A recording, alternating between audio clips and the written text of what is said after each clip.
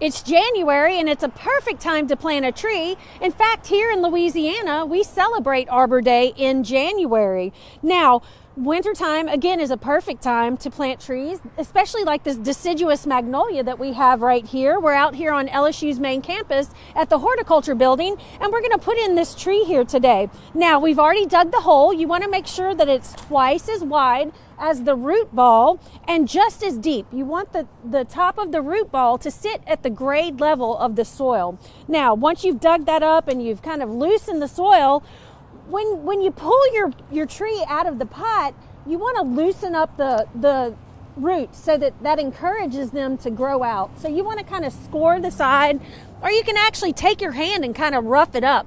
Now, once you get that done, we're going to set the tree inside of the hole. Oh, big tree. All right, you want to add some organic matter, some compost here, and then we're going to fill the hole back in, okay? And we're going to cover it up to grade level again, fill the hole back in. Now you want to tamp the soil in, get rid of all the air pockets, and you want to water this in heavily for the first couple of weeks to encourage new root growth. Even though our deciduous trees are no longer, they don't have their leaves, their roots are still actively growing. So in the springtime, when they shoot out new leaves, they're going to have a great established root system. Now, be sure that you go in, we want to mulch, okay? So we're going to go in and mulch after we get it planted, and there you go, a beautiful tree. So check out local Arbor Day events in your area and plant you a tree this January.